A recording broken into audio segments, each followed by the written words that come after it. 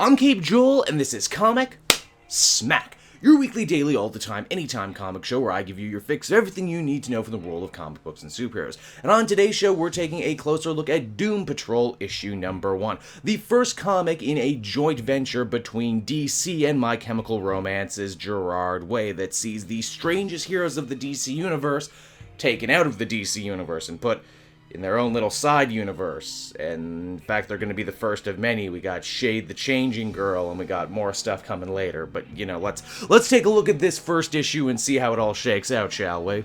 Alright, so as the comic opens up, we're introduced to Cassie Brinks, our brand new POV character. Cassie is an EMT driver and a very enthusiastic one at that. In fact, she's the fastest around, as we find out. Cassie and her partner, a Native American fellow by the name of Samson, are unwinding after saving another life. Sam decides to take this opportunity to get all introspective and metaphysical about the gyro he's eating right now, saying that all the ingredients are a universe unto themselves.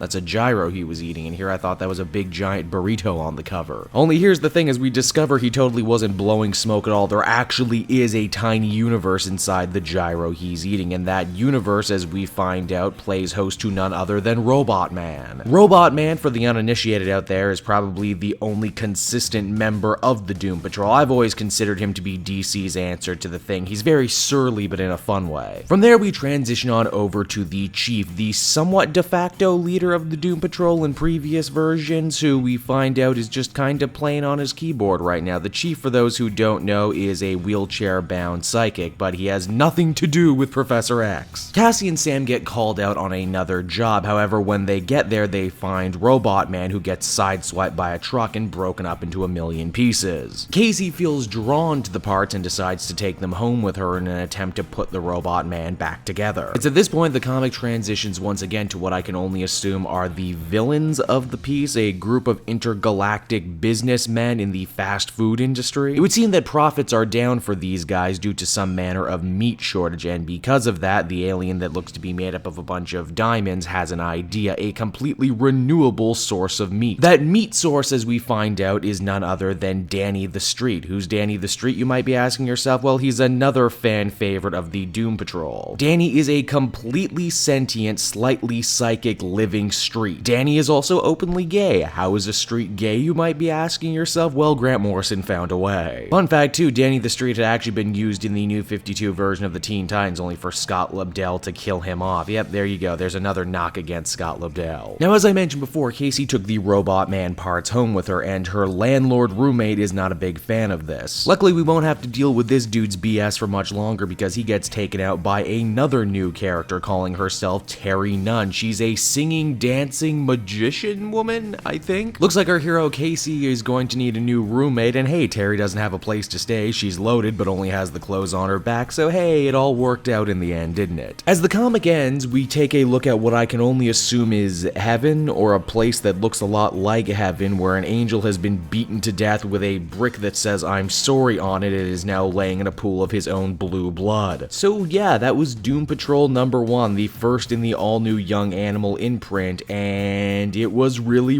weird, but then again, so is the classic Doom Patrol people love so much. Full disclosure, I maybe only read a story and a half written by Gerard Way. I will say, though, here in Doom Patrol, he's doing a pretty good job mimicking a younger Grant Morrison. Way is clearly a fan, and he offers up all sorts of fanfare for the most important characters like Robot Man and the Chief and Danny the Street, etc, etc. And you know, there's lots of new characters to be the sort of POV for people who this might be their first Doom Patrol comic.